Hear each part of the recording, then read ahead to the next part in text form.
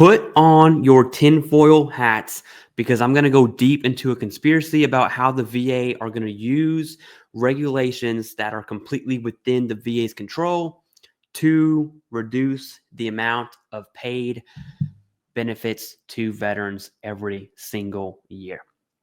I know that's very clickbaity intro, but I like to think of myself as a pretty genuine dude. And I want you to know, from me to you personally right now, what I'm about to say, these are my genuine thoughts on the direction that the VA is heading. And I'm going to show you my thought process on why that's the case. And if you're wondering, yes, this one sucks. So I want you to know your thoughts on this VA conspiracy I'm about to hand you that I got going on. And really only give me your thoughts if you watch the entire video, and I'm just going to jump right into it. So the story begins. Make sure your hats are on. The story begins because we see a veteran population that is declining. So the amount of veterans that are alive are dying, right? And it's going pretty fast, and it's mainly the Vietnam era. They're dying. They're getting old, and they're dying, and we see this shift of less veterans. So you have this graph going that way. Now, at the same time, although there are less veterans, we see more veterans being service-connected. That's an issue, right? That is an issue. Now, that's due, and this is my belief, but I think it's pretty likely due to the access of information. The internet, here on YouTube, Reddit, social media, claim companies pushing ads about their benefits to veterans, and all of that combined, that's why we see this increase in veterans receiving benefits. At the same time, a decrease in the amount of veterans that are on this earth. So we have an issue here. That is an issue specifically to money, the dollar amount. Every single year, the VA is awarded or given billions and billions of dollars for healthcare and benefits, and that number just keeps going up and up and up and up. And this last year, it was the highest it's ever been. So the VA knows this. They're not dumb. You know, I know that's against contrary or popular belief, but the VA is not dumb. And they're looking at this problem, and their perspective is, hey, we need to make sure veterans are taken care of. I'm a fan of the VA. This is going to sound like I'm bashing them. I'm not. The VA needs to make sure that veterans are taken care of. At the same time, there's this longevity issue of VA disability payments and VA healthcare payments. And the answer to that question is pretty simple. And I'm going to show you and connect the dots on my conspiracy here. So all of this money that goes to the VA goes through a budget, and that's allowed by Congress. These are taxpayer dollars, and every single one of them matter. So to go through Congress would mean two things. One, it's bureaucracy. It's a game. No one wants to do that. Two, any mention of reducing veteran benefits is going to catch wind, is going to catch fire, and that's basically a death sentence to your political career and a black eye on whatever side of the aisle is bringing this up. So no one wants to go that route. And that really leads the VA, if I'm the VA, that leads me to one option. That is changing the VA schedule of rating disabilities, what's known as the VA SRD. And these changes do not require any kind of crazy approval at all. And data can be used to kind of shift how they want the VA SRD to look like. And I'm going to give you a prime example. GERD is a prime example. They made the criteria for GERD super strict, where commonly veterans were rated at 30% for GERD. Now, commonly, you're going to see a lot of 0 and 10% ratings, right? They're able to shift criteria based on data. You can shift data to whatever it is that they want. And these VA SRD changes can happen in the dead of night. And if it wasn't for watchdogs like myself here on YouTube, we would really never know these are happening, and they would just happen in the dead of night. Now, the reason this matters, and here's the conspiracy. The reason this matters is because of the most common claim conditions that are service-connected. Remember, the VA still wants to help veterans. And so we're going to take a look at the FY report that comes out every single year. So here is the FY report of 2024. We're actually about to get a new one here in the next month or two. It's for compensation. This comes out every single year. I'm going to scroll down and we are going to look at the most prevalent service-connected disabilities by period of service. Now I'm going to put 2 and 2 together here. And so let's go up to eras. So you see World War II, Korean conflict. These veterans are dead.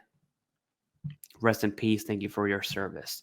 Well, we're going to start at the Vietnam era. These veterans are dying. Again, welcome home. Rest in peace and thank you for your service. Let's just take a look.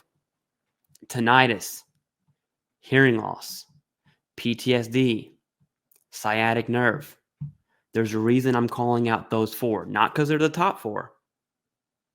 It's because of, let's look at what changes are happening this year. Oh my goodness, it's tinnitus. It's auditory.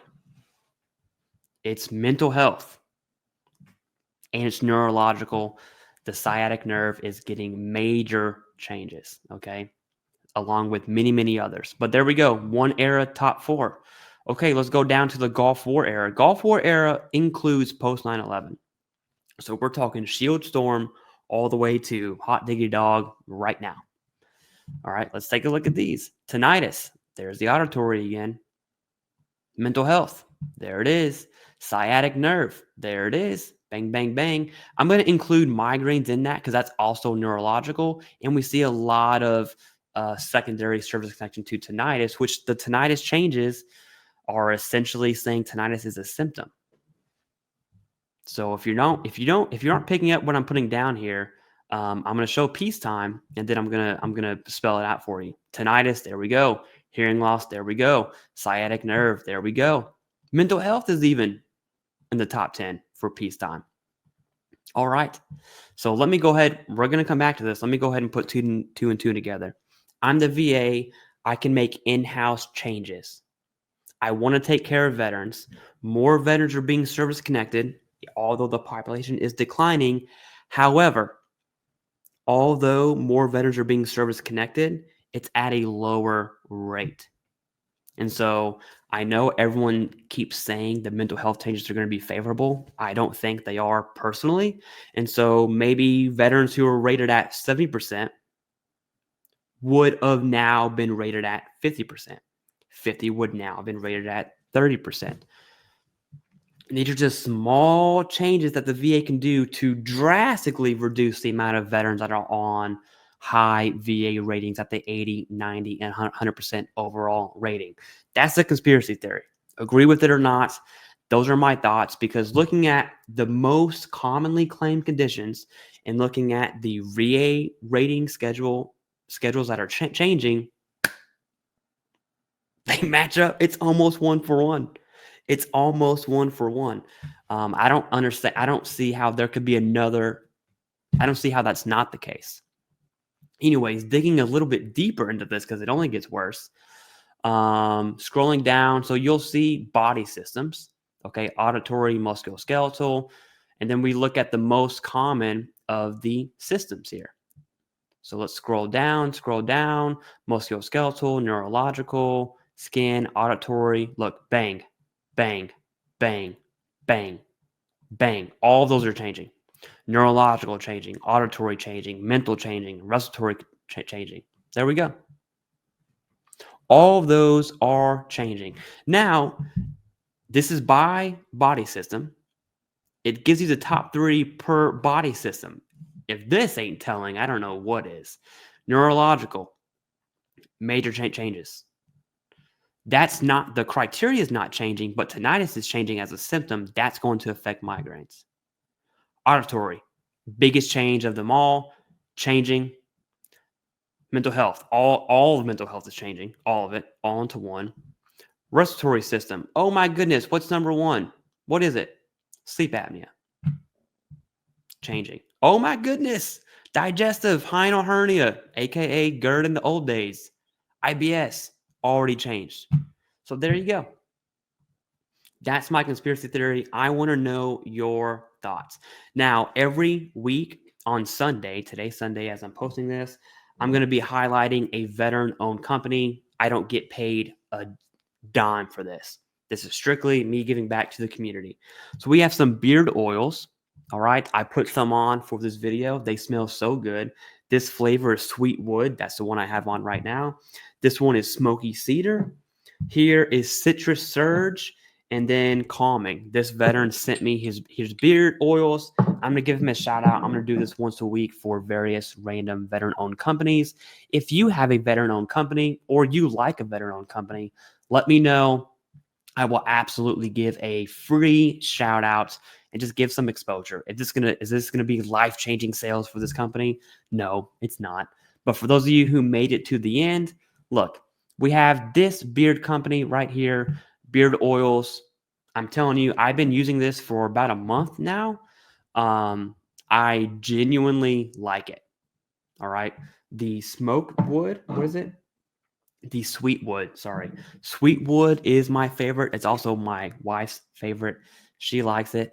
They have a Persian one that is not my cup of tea. It's a very strong smell, but hey, you might like that. Anyways, that's all I got. Let me know your thoughts below about the beard oil company, one. And two, this conspiracy. Yes, more veterans will be rated at a lower rate. That's my conspiracy. And I don't think it's going to be good.